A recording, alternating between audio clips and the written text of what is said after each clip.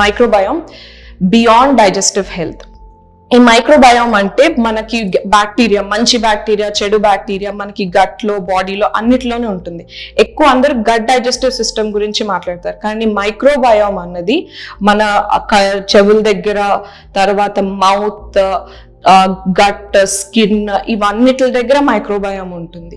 కానీ ఎక్కువ మనం డైజెషన్ గురించి మాట్లాడతాం, కానీ ఈరోజు నేను దీనికన్నా ఇంకా ఎక్కువ మైక్రోబయోమ్ హెల్ప్ చేస్తుందని దానికి చేస్తున్నా.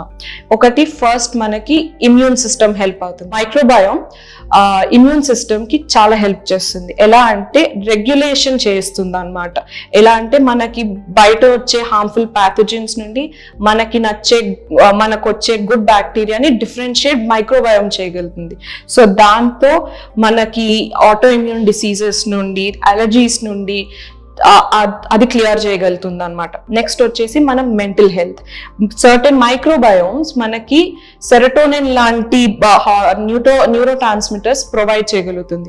దీంతో ఏంటంటే అది మూడ్ స్వింగ్స్ బాగా రెగ్యులేట్ చేయగలుగుతుంది. మన యాంగ్జైటీ కానీ లేకపోతే న్యూరో డిసీజెస్ కానీ ఏదైనా ఈ సెరటోనిన్ లాంటి వాటి వల్ల కంట్రోల్లో ఉంటాయి అనమాట. ఒకవేళ ఇది డిస్రప్ట్ అయ్యి మైక్రోబయోమ్ డిస్రప్ట్ అవుతే సెరటోనిన్ బ్యాలెన్స్ దెబ్బతినడం వల్ల మనకి యాంగ్జైటీ, డిప్రెషన్, ఈ న్యూరో డీజెనరేటివ్ డిసీజెస్ లాంటివి రావచ్చు. సో మెంటల్ హెల్త్కి చాలా ఇంపార్టెంట్. నెక్స్ట్ వచ్చేసి స్కిన్ హెల్త్.